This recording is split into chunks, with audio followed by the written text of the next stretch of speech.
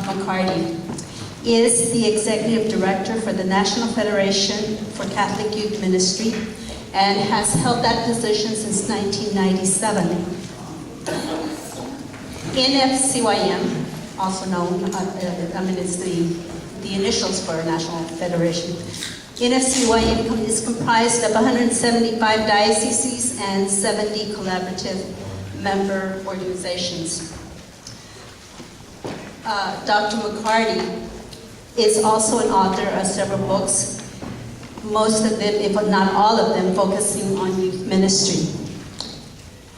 He has his bachelor's in sociology and theology from St. Joseph's University, a master's of arts in religious education from LaSalle University, and his doctorate in ministry from the Graduate Theological Foundation in Indiana.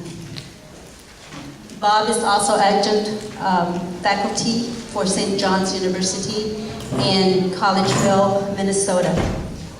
Just this year, Bob and Maggie, his wife, won the 2013 Catechetical Award from the National Conference for Catechetical Leaders. It is important for me to also include that the professional that Bob is, he still has time and finds the time and dedicates the time to be a volunteer catechist at his parish. Both he and his wife, Margaret, volunteer at St. Francis of Assisi in Fulton, Maryland. He has several hobbies, which include camping and rock climbing, but his favorite hobby and his latest hobby is that of grandparenting. He has welcomed his third grandchild, a granddaughter, as of May the 26th, so it's a brand new baby to add to his hobbies. Please help me welcome Dr. Bob McCarty.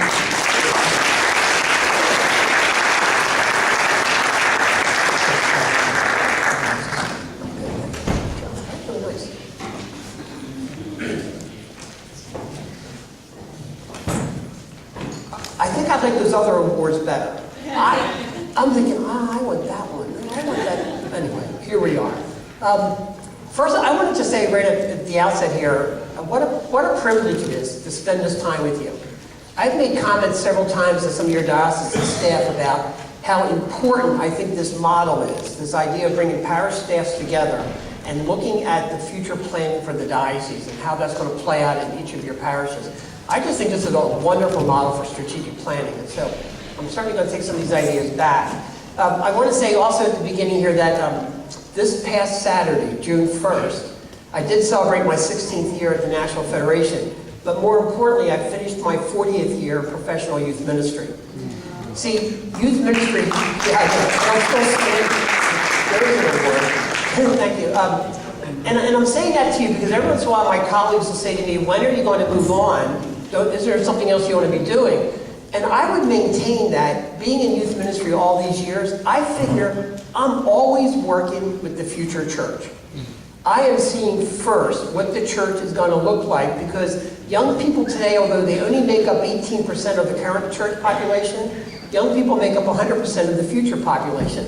And so I always feel like I'm getting a window into where the church will be in a generation. And so there's a blessing to that. And I've had the blessing to work at every level of church. And I continue to volunteer specifically because I have a belief that young people today are reinventing themselves every 3 years. And if you don't work directly with them, you'll miss it. It's as subtle as the language they use, as the clothes they wear, the color of their hair, although that's not always so subtle. And parents in here, you'll know that. So, but I want to be working with the young church on a steady basis. And besides, I always need good stories. And so the kids in my confirmation class become and now my grandchildren are becoming my story. So this is just more fun than I can stand. Before we get into this topic, can I ask, do any of you have teenagers that belong to you? Would you raise your hand? All right, okay. Anybody have more than one? All right, how come? And I don't mean the biological how come, that part I know, it's the psychological. Here's what happened in my family. Oh, I love this idea. Shannon and James, when they had the two grandsons, Thomas and Jude, they referred to parenting as playing man-to-man defense. When Catherine Ann came along last week, Shannon said, "Dad, we now have to shift to zone." We have to zone defense now because they have the three of them. And on Sunday when we were visiting her, Shannon said, "And we are losing." We are losing the defense. It's just a great time. And so when we talk today about the young church, I'm talking about young people, I'm talking about young adults, I'm talking about the generations coming up behind them. And all this is integral to the mission and the ministry that we all do here. You can't talk about vocations if you don't talk about youth ministry. We can't be talking about lay ecclesial ministry if we're not looking at young adults. I think I think the era of silo ministry is over. And that the need for collaboration and communication across ministries is essential if we're going to be effective in this work. I would propose this. I think in the country today, in the United States, and the blessing of my work is it takes me to all the dioceses around the U.S. and increasingly around the world in the Western-speaking countries. I get to work with them in their youth ministry leadership. I'm convinced that there is a deep, genuine spiritual hunger that's alive and well in our country, and is evident in our young people. The challenge is, where are young people going today to have that hunger fed? That's the challenge. My biggest fear is that we are busy training our young people for somebody else's denomination. And so I want to unpack that a little bit as we start to go through this afternoon, this whole idea of youth ministry. But if I could give you the guiding image that I'd like to use for this afternoon, it's the image of territory and map. There's a youth retreat house in the Diocese of Rockville Center. Rockville Center is roughly Long Island, off New York. And there's a youth retreat house at the end of Long Island where the Atlantic Ocean and Long Island Sound come together. And several years ago, a hurricane, a nor'easter, comes up the East Coast, and the power of the storm was such that it leveled the sandbars that used to exist off the point of the retreat house, and it created new sandbars where previously there had been none. Now, the person telling the story said what was interesting is they never updated their nautical maps. He said, so you can sit on the porch of the retreat house and you can watch these $1 million yachts come out of the Sound and get grounded. Now, he thought that was poetic justice. If you had $1 million yacht, you should buy a new map. I thought it was interesting that what happened is that the territory changed, but not the map. I think that's exactly the situation in which we find ourselves as ministers today. The territory for doing ministry today has changed radically just in the last 15 to 20 years. The key is to update our ministry map. So I would propose this for our day as we go through this afternoon. I would propose that I turned on. I would propose that these three objectives, is because I'm Jesuit trained, so it's got to come in threes. First, I would propose this. Let's look at the ministry territory, because that has great impact on how we do youth and young adult ministry. The second part then, what would be the key components if we were going to update our map? And here's where leadership comes in, because I'm not proposing that we throw the whole map out. What I am suggesting is that one of the functions of leadership today is to be wise enough to figure out what stays in my map and humble enough to know what has to go. And that is the function of leadership, is to try to keep that balance there. So what would be some components for a new ministry map if we're looking at the young church? And then third, is there a guiding image to help us orient that map? And that's where I'd like to get to. So that's where I'd like to go. At the beginning, I want to concentrate on the young church, talk about youth ministry in particular, and then I want to come back and touch on young adult ministry, which actually deserves its own title, its own topic here, but I'll get to that as well. Here's the changes in the territory. The Pew Foundation out of Washington, D.C. did this major survey in 2008, and they keep rolling out the data from that study. And think about the implications for you and I. Across the board, congregational membership is shrinking. That the move to believers, not belongers, the believer part, spiritual hunger, the belonging part, the loss of that communal identity is pretty significant. Just a month ago, the Pew Foundation revised their data upwards about the number of adults who are unaffiliated. They suggest that 10 years ago, only 10% of American adults had said they're unaffiliated from a denomination, from a congregation of some kind. Now it's 20%. It's the fastest growing group in our population when they do studies about religion. The stat right underneath it comes from CARA. It's the Center for the Applied Research on the Apostolate out of DC, out of Georgetown. Only 39% of Catholics today are marrying in the church. Now, this statistic's important because sometimes in church work, I grew up with this. We had this myth, and the myth said, youth and young adults are crazy. That's not the myth part. That's the true part. And then what they're going to do is they're going to leave the church, because that's what they do. But they'll come back, and they'll come back when? When they get married, when they want their children baptized. If only 39% are being married in the church, we have a significant challenge here. It says that they're not coming back. And in fact, in a conversation just last night, and I have to think more about this, if it's true that 61% of our Catholics are in irregular marriages, what impact does that have on Sunday worship if they believe they can't go to communion? Do you see the fall? I mean, you see the ripple effect here. So I haven't even started to think through what all this means for us. But it does say the territory is changing.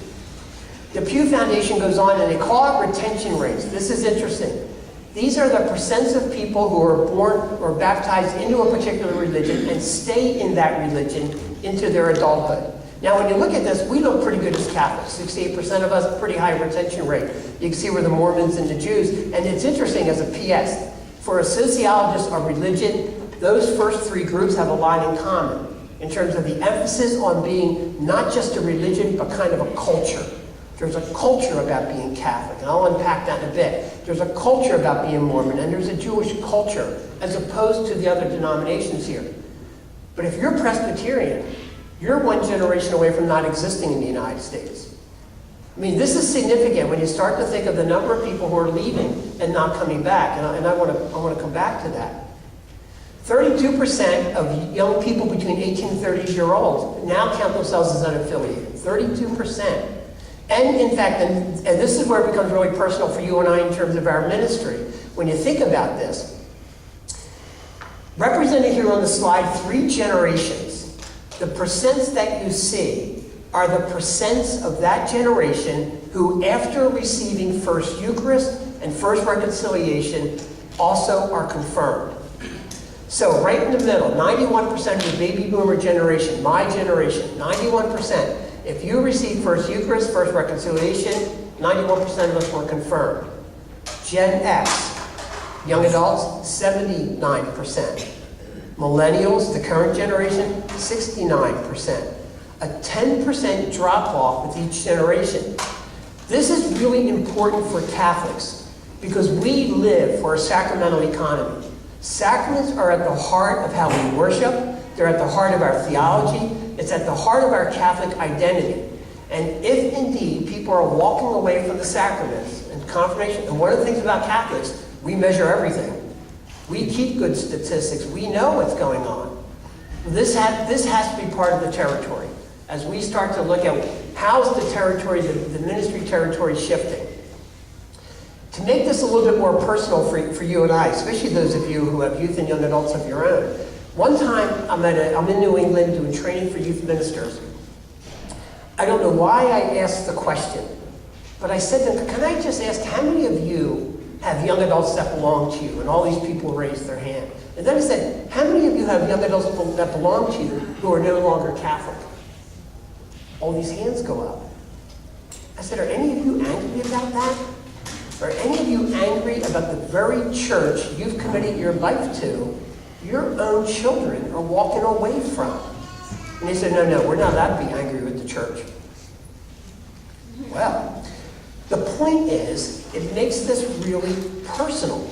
If our own children are walking away from the faith to which we are so committed, the ministry territory is changing radically. The challenge for us in pastoral leadership then is this.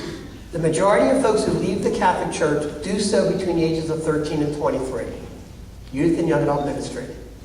But of those who leave, half of them become Protestant, half become part of the nones.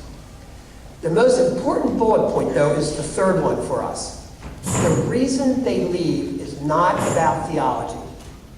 Contrary to sometimes what you hear, especially in leadership circles, and you hear things like, well, if they don't believe what we believe, then they ought to move on to another church. First off, not really pastorally sensitive. But second, it's also not accurate. People don't leave, and in fact, if you take the Pew Foundation data and break it open even more, they say that the percent of people who walked away from the church, who disagree with church teaching, is the same percent of the people who stayed in the church and disagree with church teaching. So it's not about teaching. It's about the experience of parish life. Does this church, does this parish, does this faith community meet my spiritual needs? That's very different. And part of that I find very hopeful, because I'm thinking that we can address. That is something that's within our circle of influence. And so the question becomes then, if they're walking away, how and where are those needs being met? There's a deep spiritual hunger. How do we in the Catholic faith community then begin to address some of these issues? The difference, according to the Gallup organization, and I would recommend this. I would recommend this book in particular, Growing an Engaged Church, as required reading for parish staffs. I think it's the kind of thing that a parish staff wants to read together and figure out what are the, and it's an easy read. Our board of directors did it for the National Federation. I think it's the kind of thing that helps provide a language. And what Gallup finds is that the issue is around engagement. Engagement is described as a strong emotional connection to the community. It's a sense of belonging, but it's even more than involvement. This is where St. Francis of Assisi comes in for me. So here I am, I'm talking to the mother of one of our confirmation kids, and I say to her, so Teresa, where do you live? And she actually lives in a parish that's on the other side of St. Francis, which means she's driving something like 20 miles to get one way, to get her kid to confirmation class. I said, why are you coming to St. Francis? Why aren't you in that other Catholic parish? And here's what she says. She says, you know, my husband and I were catechists in that parish, and then the parish leadership went, they changed religious education, then they changed the curriculum, they changed the format, they sent us a letter to talk about all these changes. And then she said, and you know what I'm thinking? I've been doing this for 15 years. And if you're not even going to ask my input or ask my opinion, you don't need my time. It's not just involvement. So here I am at St. Francis. I'm on the Youth Ministry Commission, it's called. It's the leadership team. It's 15 adults. And I'm reading this book, and I say to this leadership team, can we name any parish, any parents, any families in our parish who used to be involved here at St. Francis and they've walked away? We named 8 families. I said, where did they go? Only one of those 8 could we say, because of a job change, they moved. That meant that 7 families who were involved as catechists in the choir, some kind of pastoral ministry, they walked away, and no one at St. Francis knows why. We don't know why they walked away. Clearly, engagement is not just involvement. And this used to be I remember this. This was our criteria. The goal was to have everybody involved in something. But you know what the goal is today? It's more than just involved in something. The goal is to have everybody connected to somebody else. This isn't language we use oftentimes in the Catholic world, but when I'm reading the Gallup stuff, they're talking about the power of spiritual friendships. That if there's one thing we can do in pastoral ministry today to foster a sense of engagement, it's to create spiritual friendships. That it's more than just being involved, it's being connected to the people. Almost like Teresa, would anybody know if we left? And I would hope that we would. But Gallup is pointing out here a really significant concern, and I would propose to us that engagement is the ministerial paradigm for understanding the new evangelization. Seriously, my read of the documents around evangelization, especially the new evangelization as John Paul and Benedict describe it, my read of the documents on the new evangelization, the heart of that in terms of ministry and how I approach the ministry, are we able to engage our people? Are we engaging the people in our faith communities? See, that's a shift. And why is it so important? Because engagement leads to spiritual commitment. Now, look at the phrase underneath this. This is one of those shifts that I think in the last 15 years is very, very important for our approach to ministry, but I don't know if you paid attention to it. It says, according to Gallup, in most cases, belief doesn't lead to belonging. It's the reverse. Belonging leads to belief. My generation, baby boomers, most of us in here, we believed, and so we became part of the Catholic community. That it was the cognitive activity first, before that affective activity of being connected to the community. In a postmodern world, with its emphasis on experience, it's the experience of the faith community that counts first. Here's the example from my daughter's life. Shannon marries James, who's a Southern Baptist. I don't get that.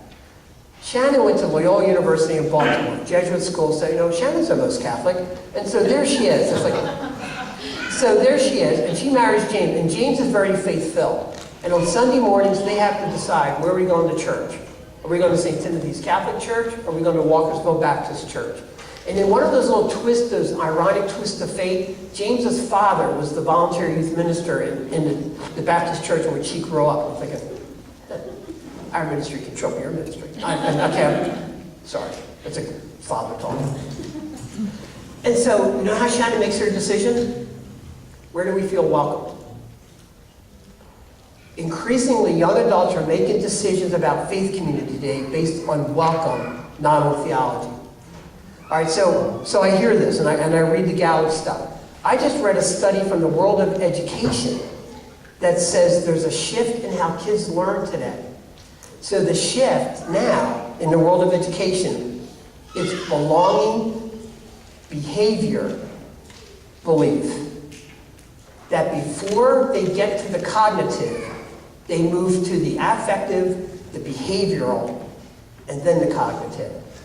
That's big. And it's important for us as pastoral leaders. And I heard Father Dominic refer to that this morning in terms of his pastoral approach to people. Love them first. Worry about the catechesis piece second. Now, I don't want to paraphrase Father, but that's what I was hearing. It fits. It's about, where do I belong? And then when I find a place where I belong, when I find a place where I'm connected, I want to know what you believe that makes you the kind of person you are. Do you remember in the earliest descriptions of those first Christian communities, what did the outsiders say about those first communities of disciples? See those Christians, see how they love one another. You know what's interesting about that phrase? That's not in Scripture. I did my doctoral work on evangelization. I go looking for that. That's not in Scripture. That's the historian Josephus, the outsider looking in. And here's the fascinating part. Do you know what the rest of that phrase is? See those Christians, see how they love one another. They take care of the poor and the widowed among them. Why the poor and the widowed? Because they were the marginalized.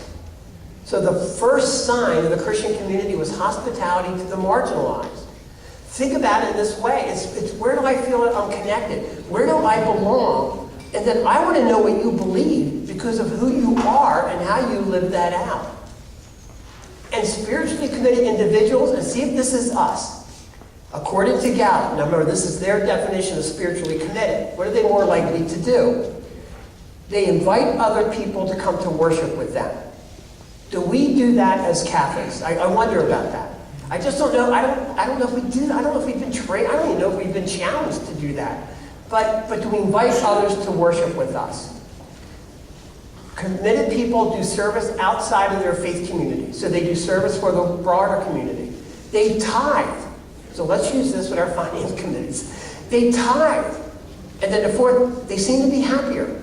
They seem to be more joyful, according to Gallup's understanding of life satisfaction. So engagement is critical because of what's that. Now, you know what? This is not a big surprise to you and I, or shouldn't be. Because look at us. I mean, look how happy we are.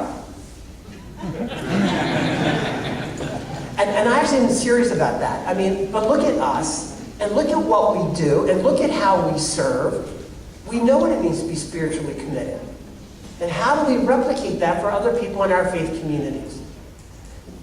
In the modern world, pre-1970s, according to sociologists, people went to worship to know more about God, cognitive.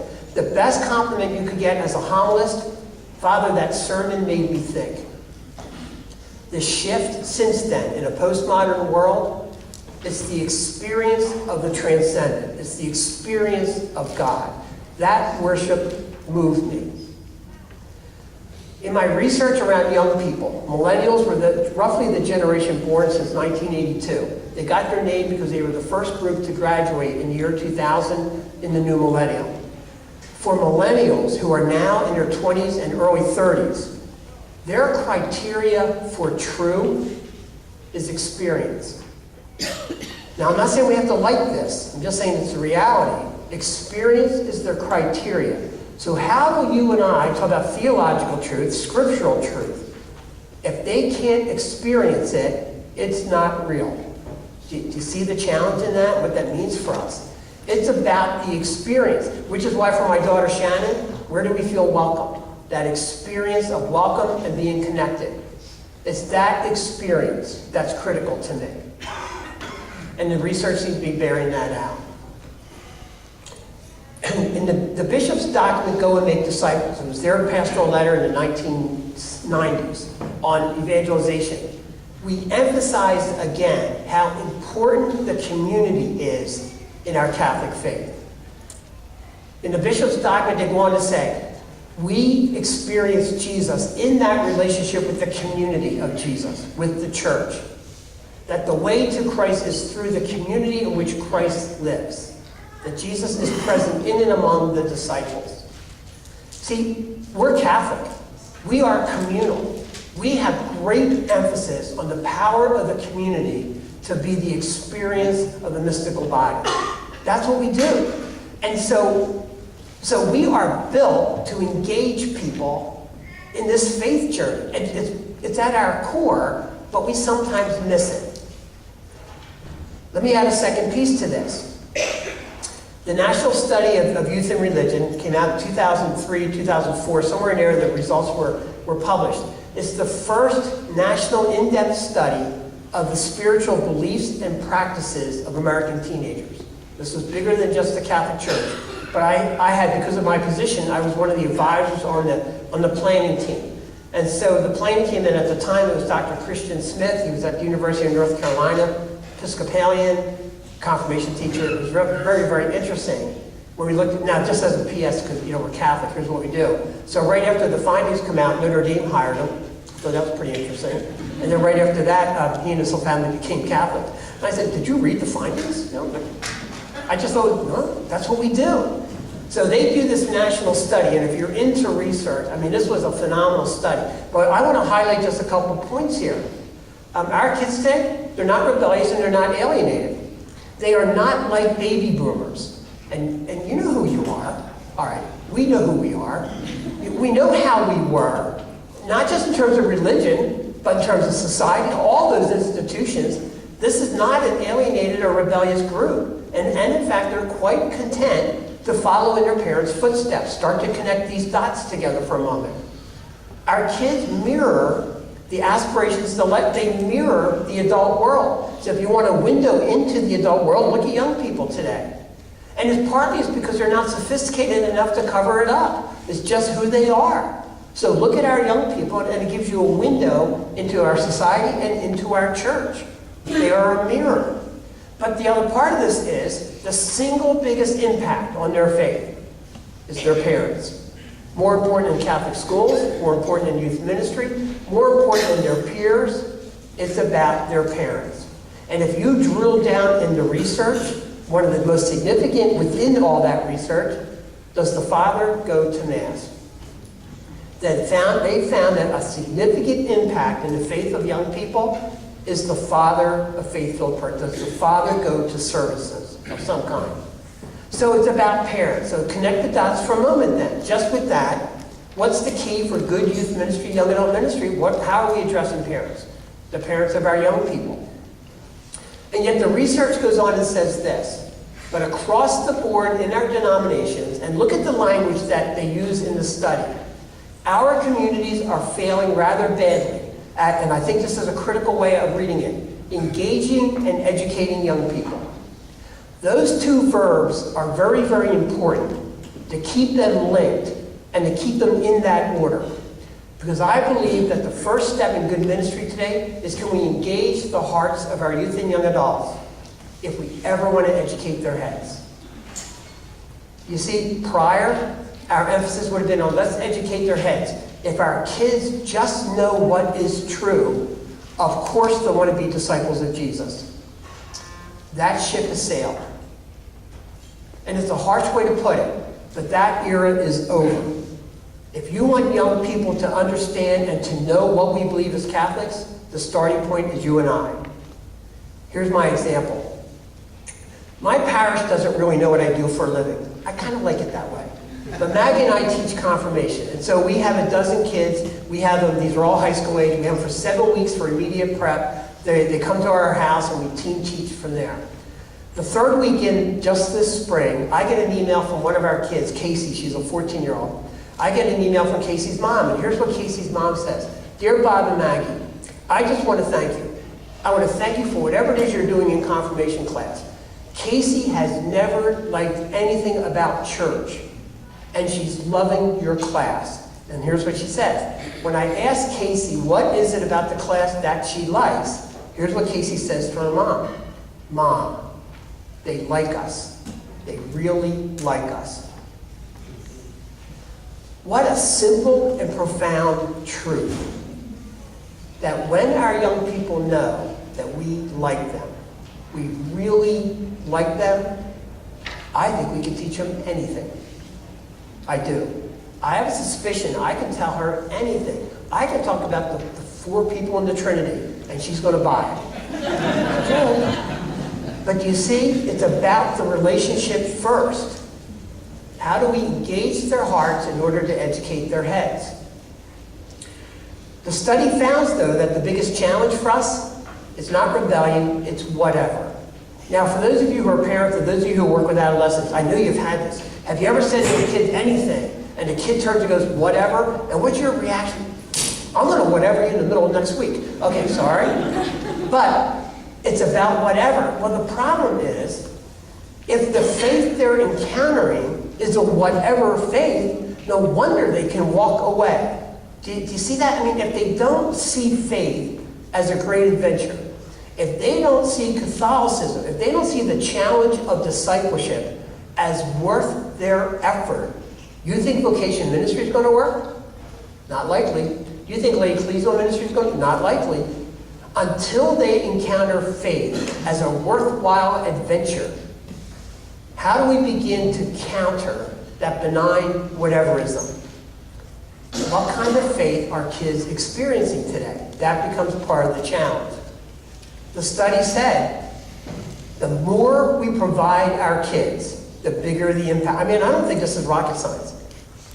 The more opportunities we provide our young people, the more retreats, mission trips, gatherings, prayer experiences, catechesis, the more relationships we provide them where they get to interact with healthy, caring, believing adults, the more of that we do, the more engaged and invested youth and young adults become.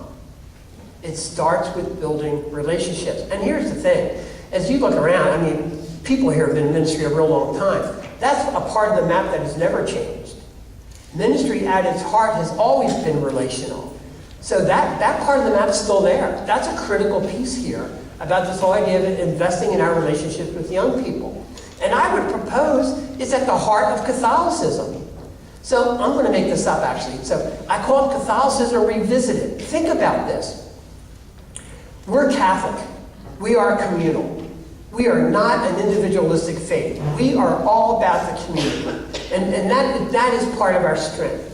And Catholic identity is connected to that sense of the community. I mean, we're Catholic. And this is fascinating. This quote here in the middle is from Scott Appleton. He's a historian, theologian at Notre Dame. He says, no previous generation, and look at the nouns he uses, no previous generation has inherited so little of the content and sensibility of the faith. Content, teachings, doctrines, faith practices, that's content. But he uses the word sensibility. I think he's getting at one one of the central characteristics of Catholicism, which is so hard to explain to a non-Catholic, is this sense of the Catholic imagination. A phrase that Andrew Greerley, who just died this week actually, Andrew Greerley coined it, I think it was a 1980 book on the Catholic imagination. I would propose we're Catholics. We see the world differently. At its heart, we see the world through a sacramental lens. Our sacramental theology says that the entire world is shot through with God for those with eyes to see. We're Catholic. We see God everywhere. We're Catholic. We bless everything. I mean, have you noticed that? I mean, a lot of people bless babies. Okay, that's cute. But we're Catholic. We'll bless buildings. Baltimore, they bless the fleet. Portland, Oregon blesses bicycles. My parish, St. Francis, we bless driver's license. We do this once a year, and I have to tell you, for those of you in youth ministry, once a year, we have a blessing of our kids' whoever got their driver's license that year, right in the middle of a Sunday liturgy. We put a table in the front, they put their license and the keys on the table. At the end of the homily, Father Dennis comes down, we make those kids stand. We bless them. May you drive responsibly. May you make good decisions. And we make their parents stand. May you have patience. May you have good insurance. You know, so it's like. But I have to tell you, imagine a high school kid. We're blessing what's probably a bigger rite of passage for them than confirmation, and we're blessing it. That's what we do. We're Catholic. We're Catholic. Who else parades statues through the street? Nobody. We're Catholic. We'll do that. In fact, we have statues for everything. Why? We're Catholic. You know, walk into a church, you see all the art, it's like, look at that, we're Catholic. Why? Because all of it. We're Catholic. Everything has to take an hour. I mean, have you noticed? I mean, have you ever been to a non-Catholic wedding and you're thinking, this doesn't count?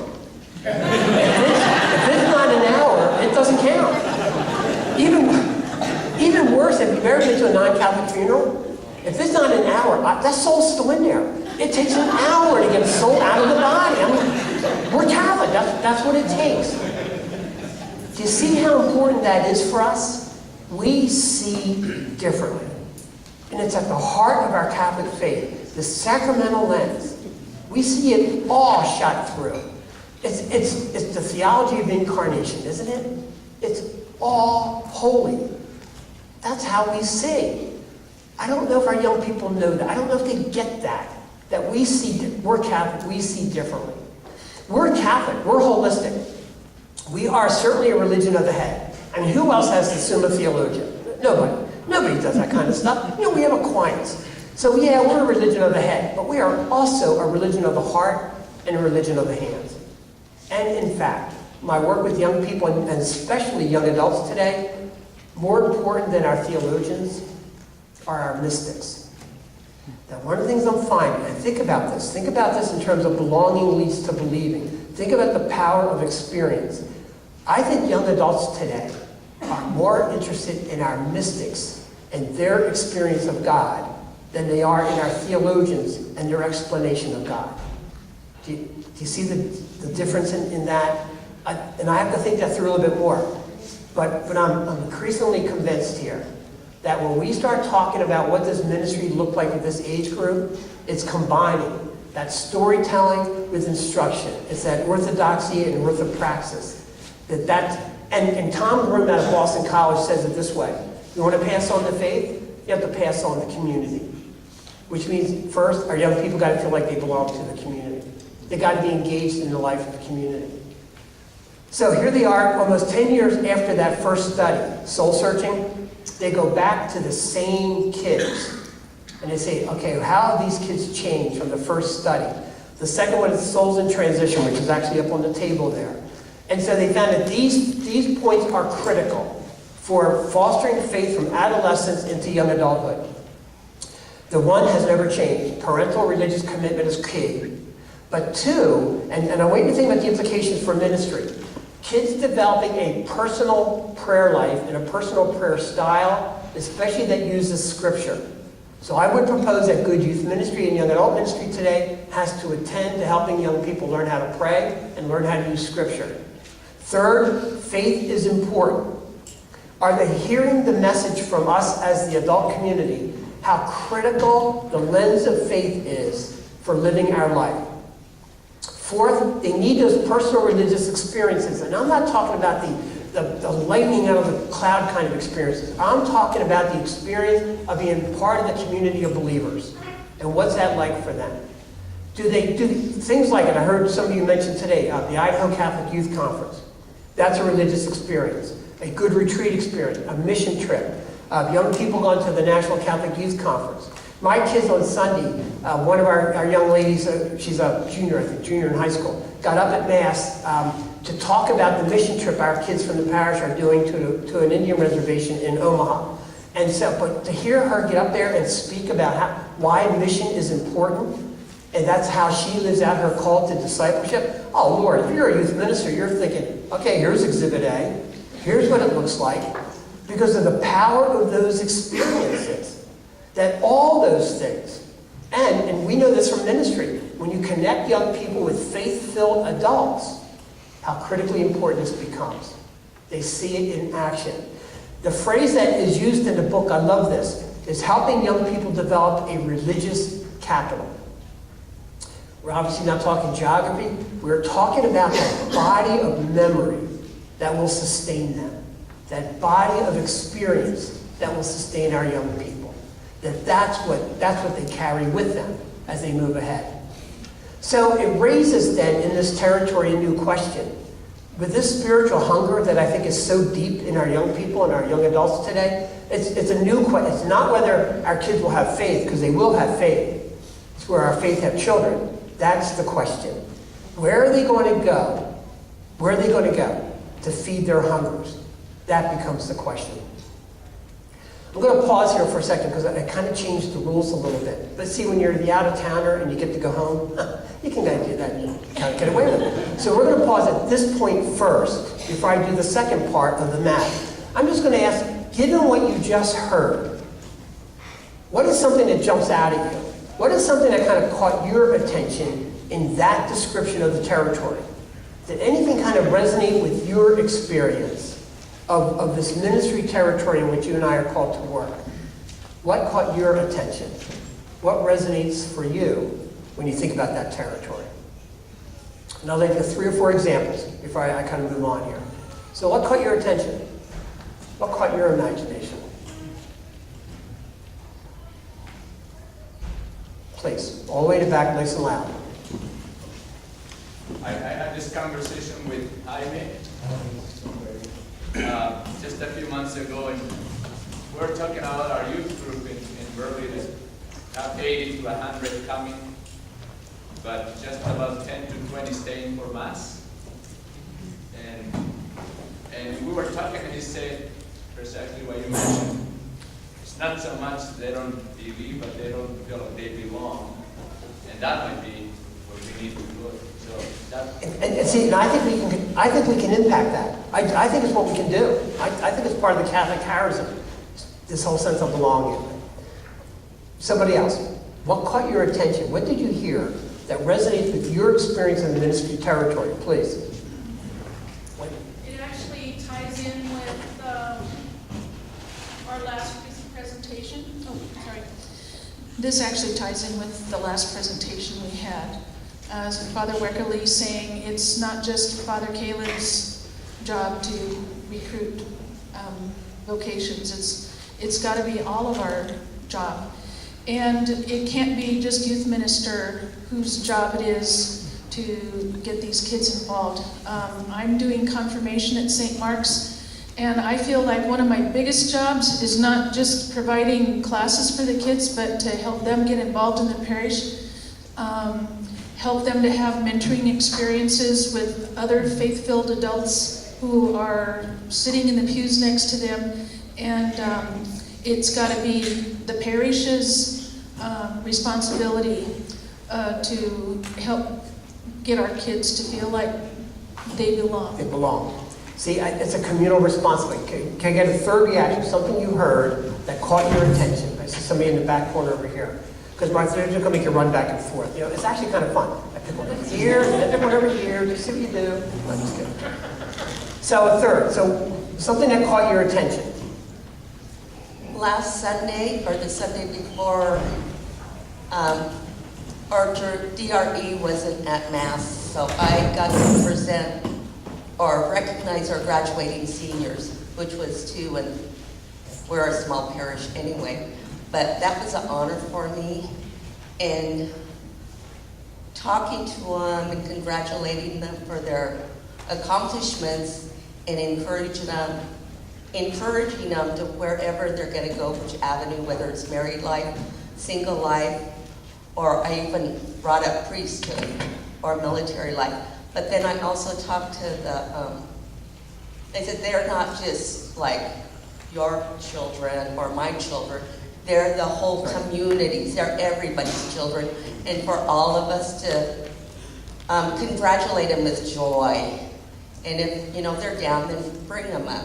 That's right. That's a nice image. It's the whole, it takes a village to raise a child. The bishops talk about it takes an entire faith community to foster faith. All right, well, let me take that. Let me say, okay, what about the map then? And I'll come back and give people a shot again. In 1997, the bishops promulgated a document renewing the vision. It was based on the original 1976 document, A Vision of Youth Ministry. So 97 laid out a map for youth ministry. And in that map, it reminded us, like any good map, what's our destination? We are working to create happy, healthy, holy adults. We love our youth and young adults to be just like us. Okay, within a range. Just look around. Not so sure about that person. The idea is that as we move down towards helping our young people as they continue on their faith journey, the document lays out 3 goals. We're called to do 3 things in youth ministry. Call them to discipleship. They are called to be disciples of Jesus in this world. Second, connect them with the faith community. Why? We're Catholic. Everything we do is communal. They got to connect them with the faith community. And third, because they're young people, foster their personal spiritual growth. So there are the 3 goals of youth ministry laid out in this map that the bishops provided us. Now, having said that, how have we approached this? See, and this is where it gets a little tricky. What have been our traditional approaches if that's the territory? Some of us have used what's called an entertainment model.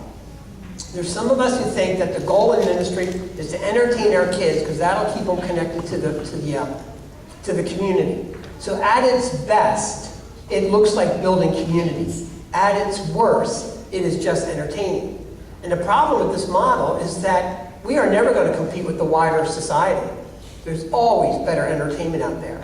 And if we think we're going to compete with that, we're just putting our efforts in the wrong place. So I would propose the entertainment model is over. Second, we have fallen into the information model. This is the minister to their heads. If we just tell them everything that's in the Catholic Catechism of the Church, if they just know everything that's in there, of course they'll want to be disciples. Well, of course their heads will explode. And they will die. But there we are. See, I would propose, and that's what I said before, I am in favor, obviously, of catechesis. I clearly think that's the way we deepen our faith. But I am convinced that unless we engage their hearts first, we're not going to educate their heads. It's just a changing reality as part of how it looks. This is where it gets a little sensitive. Sometimes, and when I look at youth leader model approach to youth ministry, I call this ministry by personal preference. Have you ever been in a parish and you can tell a lot about the parish staff by what's in the parish bulletin? Where's the emphasis here? What's it start to look like? So I know sometimes even in youth ministry, I can tell the parish that, oh, this is a social justice approach. Look at all the, oh, this is a more traditional. Look at all the emphasis over here on adoration and the rosary. And so it starts to look like the person in charge. I'm going to propose that this is a trap because youth ministry doesn't belong to the leader. It's the parish's ministry. And the bishops have been clear, and it's one of the blessings of being Catholic. We have a national document that says here's what comprehensive youth ministry looks like. So youth ministry leader model can be a trap if that person's vision is narrow. If that person's vision is comprehensive, you have a winner. But if it's narrow, then we're not doing our kids justice here. But this is the one that gets the most pushback, especially from youth ministers. I thought youth ministry belonged to the young people. Nope, I don't think it does. When somebody says, to whom does youth ministry belong? It's not the young people's ministry. And that doesn't mean they're not involved in it, obviously. I mean, this has been my life work. And it doesn't mean they don't have significant roles and they're called to lead it. It's all that. But at its heart, ministry belongs to the faith community. It's the faith community's mission and ministry and outreach to her young people and to her young adults. Do you see the difference there? See, I would propose this. These paradigms don't work for us in youth ministry anymore. This territory has shifted. I grew up in the era of CYO. I remember CCD. That would be an interesting Catholic trivia question, by the way. What does CCD actually stand for? I know the era of the search program and tech, and how I've heard people say we don't have to do youth ministry. We send kids on tech weekends. Do you see? Ministry by personal preference. That's a narrow understanding or approach to youth ministry. Even those parishes that say we don't do youth ministry, we do confirmation. Same idea. Or what we've done is we've taken from our Protestant colleagues the concept of youth group, or variations on that theme. And even the Protestants have tried to let go of that phrase, but I'll get to that. So what I'm proposing is we need to do an examination of the maps we're using. What maps are operative when we think about youth and young adult ministry today in our church? And I would propose we've got to think differently. This is what it looks like at its worst. I love this phrase, it's the one-eared Mickey model. And then what happens sometimes in youth ministry is that our young people are off to the side of the parish community. You have the faith community here, you have young people here, because, and this is a baby boomer statement, because you know that young people don't want to be part of the adult community. They need to be on their own. That's only half true. But this model says, let's keep our young people separate because that's what they want. And look at the assumptions that it makes. So when we use a youth group model, we slide into these assumptions about young people, which means 95% of youth ministry probably happens on a Sunday night between 7 and 9 p.m. Why? Because that's when we have youth group. Well, what happens for those kids who 7 to 9 on a Sunday night? Not possible. What about those kids who every other weekend are with a different parent? I mean, we could go right down the line here, but what I'm proposing is that this model, this approach to youth ministry, way too narrow. So we started to think differently. Well, what about the idea? And there's two things that are important in this graphic here. I changed the language, as you can see, from youth group to groupings. I'm implying that good youth ministry does not have one group. It has a variety of groups. And anytime you bring kids together in 2 or more, you have a group. And groups can look differently depending on the needs of the parish. But I've also moved that circle halfway into the parish community. Because you see, I believe that young people, yes, they do need at times to be a youth community. Developmentally, that's part of what happens, but not solely. That I think there's a real need to